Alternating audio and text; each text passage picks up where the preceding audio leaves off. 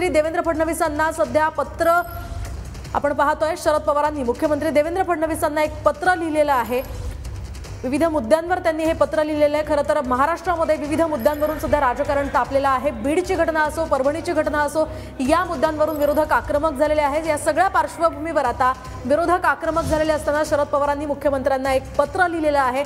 यामध्ये नेमका काय मजकूर आहे ते आपण पाहणार आहोत। मात्र तुर्तास सध्या आपण पाहतोय बीड हत्या प्रकरणावरून पवारांनी मुख्यमंत्री फडणवीसांना हे पत्र लिहिलेलं आहे। या पत्रामध्ये बीड हत्या प्रकरणाच्या आरोपींना कठोर शिक्षा व्हावी यासह विविध मागण्या करण्यात आलेल्या आहे। हत्या प्रकरणावरून पवारांनी मुख्यमंत्री फडणवीसांना हे पत्र लिहिलेले आहे। गेल्या काही दिवसांपासून खरं तर विरोधक वारंवार बीड हत्या प्रकरणामध्ये कारवाई करण्याची आणि आरोपींना फाशीची शिक्षा देण्याची मागणी करत आहे। यासह धनंजय मुंडेंचा राजीनामा सुद्धा मागतायत। अधिकची माहिती आपण जाणून घेऊयात आमचे प्रतिनिधी अक्षय मंकणी यांच्याकडून। अक्षय, काय सांगाल? शरद पवारांनी मुख्यमंत्र्यांना पत्र लिहिलंय, काय या नेमक्या पत्रात आहे?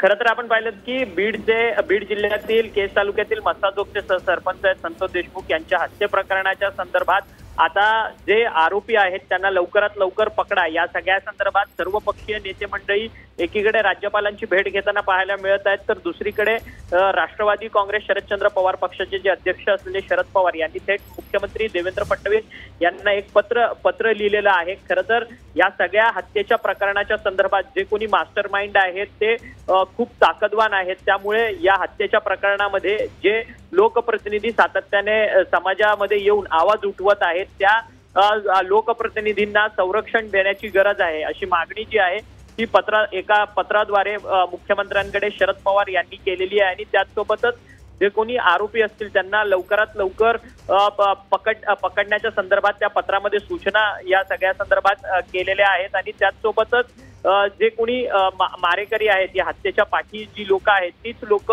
या सगळ्या संदर्भात जी आहे लोकप्रतिनिधींना करताना पाहायला मिळत आहेत। त्यामुळे या सगळ्या संदर्भात लोकप्रतिनिधींचं संरक्षण करण्यात यावं याकरता त्यांना योग्य ती संरक्षण व्यवस्था जी आहे ती पुरवण्यात यावी अशा पद्धतीचं पत्र जे आहे ते शरद पवार यांनी मुख्यमंत्र्यांना दिलेलं आहे।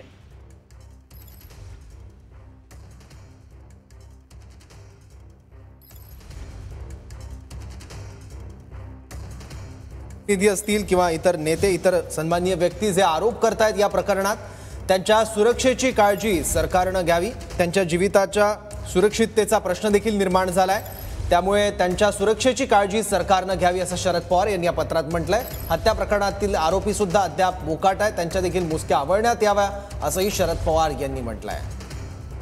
तर या